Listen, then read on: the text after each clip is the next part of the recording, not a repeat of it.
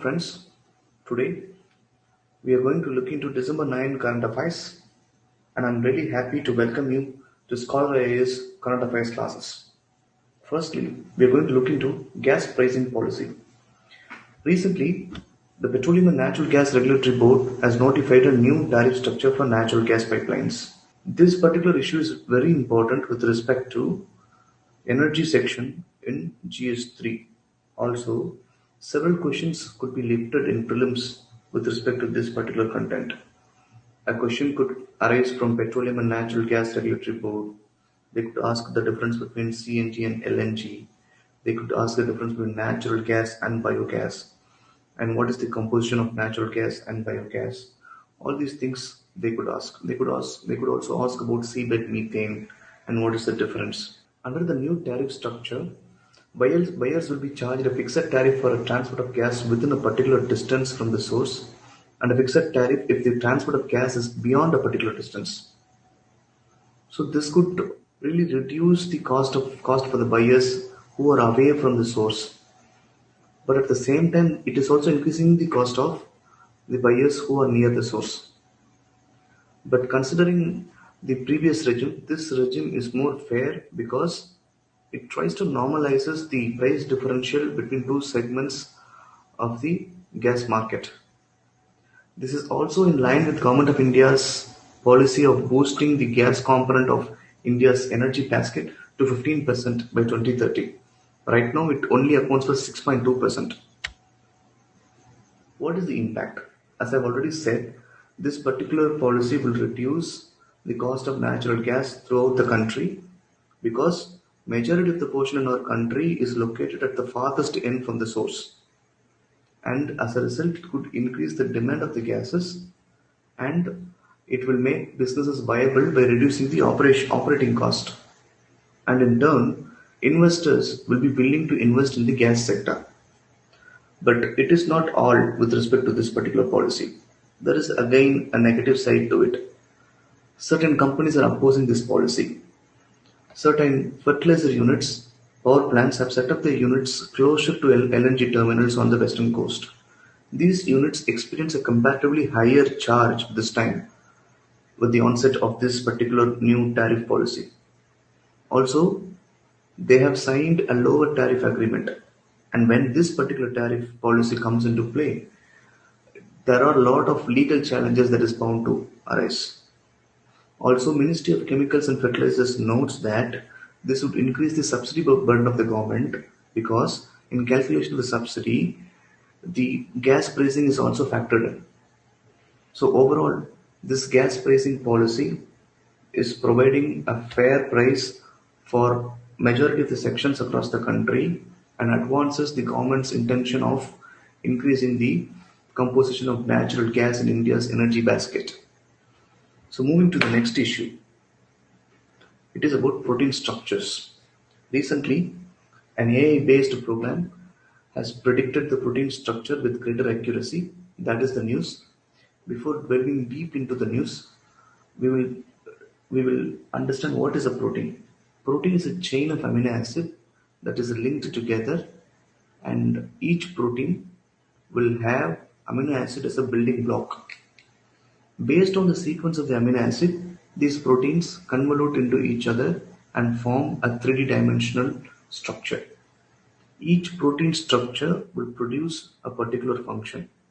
A change in protein structure will amount to hampered delivery of the function. So, protein structure have to be maintained intact. In 1972 Nobel Prize, this particular aspect of determining the protein structure got prominence.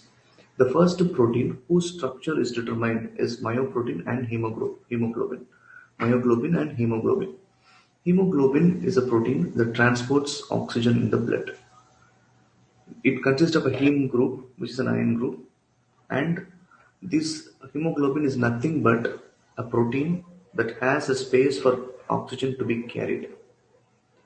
Once the scientists have discovered the structure of the hemoglobin, it was very evident that the functions of the hemoglobin are very critical and it is very much understood in depth.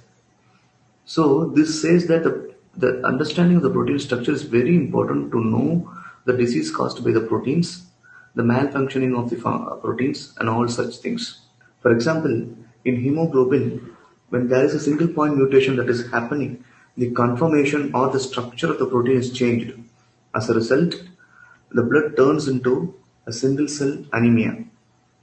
The blood cells become a saucer shaped entity and their oxygen carrying capacity is hampered. And all these problems happen because of the change in structure of the hemoglobin. That is why structure function nexus is very important in terms of protein. So to understand protein's structure is very critical in understanding what is the problem that we are facing in our body. The three-dimensional structure of protein is understood by X-ray crystallography and cryo-electron microscopy. But these are all the old techniques that the scientists were following.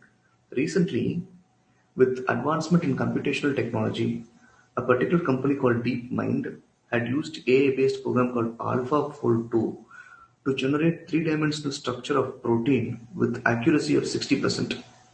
The protein structure's accuracy is measured by GDT, which expands into global distance test. In global distance test, a particular protein structure is determined experimentally first, then computational models and other models are used to determine a theoretical structure, and both the structure will be compared. On comparison, when there is more deviance, the score is less, and when there is more similarity or if the accuracy is high, the agility will be high. As a result, this particular AI-based AlphaFold 2 program, which determined the protein structure, scores a 60 in GDT, which is a fair and good accuracy range in comparison with other techniques. Also, this particular technique is very inexpensive and it has the potential to change or transform the determination of protein structure in a very different pace. Coming to the next issue, banking. Before going into the banking, let us understand what is the importance of credit. Credit is important and is directly proportional to the investment in the country, and the investment is directly affects the production capacity of the country. So coming to the facts, credit to GDP ratio in India is just 56% compared to 150% in developed countries. When we look into this issue, why the credit to GDP ratio is very poor. On top of that, between 2010 to 20, credit to private sector as a percentage of GDP is stagnating at 50%. This particular laggard growth in credit is attributed to two primary reasons. One is scams and the other one is non-performing assets. As a result, banks are not able to lend properly or credit penetration is weak. But bizarrely in 1990 to 2010, we can notice a great expansion in credit. This is attributed to the entry of new players in banking sector as well as in the financial sector. This has resulted in greater credit creation, expansion, access, growth of credit, and everything was ensured with respect to credit penetration. But recently, the situation is not good, and credit growth is not good, and the credit is contracting. So to probe into why this credit is contracting, RBI's internal working group have been constituted, and they checked the reasons why the credit growth is not good in India. Primarily, first, they have analyzed the measures taken by the RBI. First is the differentiated bank licenses. Differentiated banks are those banks that cater to specialized needs of different sections of the society. For example, small finance banks cater to small scale employers, small medium industries, and they have limitations in terms of lending and all sort of things, and they are not full scale bank. While payment bank, on the other hand, is also a differentiated bank that only caters to the payment needs of the people. Both these banks will have, or both these banks having more limitations with respect to banking operations. They have less amount of deposits, and their investment opportunities are restrained by the law. As a result, their business operations have been curtailed, and they become totally unviable. When these banks become unviable, the credit penetration and credit growth is hampered. To say the facts, payment bank licenses have been granted to 11 players, out of which 6 are only operational. Payment bank is surviving a loss, facing a loss of 515 crores in 2018 and 628 crores in 2019. This primarily attributed to the limited banking operations that is possible by the payment bank. For example, they cannot accept deposit more than 1 lakh and their investment should be only on government securities. All these hampers a full-scale banking operation and the viability of the bank.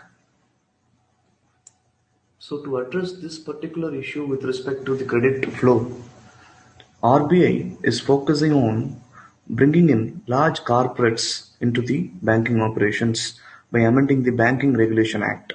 But there is another way of doing it.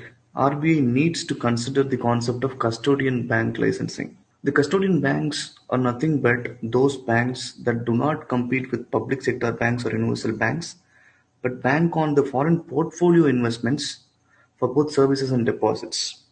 They try to deepen the capital flows by bringing in capital from outside our country. To assess the scenario, the assets under the custody of Indian custody market is 97 lakh crore, which is only 2% of the world's GDP, and it has a greater potential to grow. This type of bank will increase the capital formation through equity market and ensure capital flow in our country. So far RBI's measures of differential banking have been failed or is short from success, and RBI now is focusing on bringing in large corporates to invest in the banking sector so that the credit flow is increasing. And third, RBI needs to consider the concept of custodian bank to advance the credit in our country.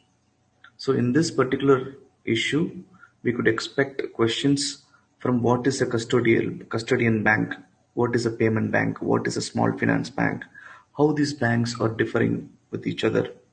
All these questions we can expect. So that's all we have for you today. And thank you for listening to this current affairs session. For more videos, please subscribe to our YouTube channel, and you can also log on to www.scholar.com.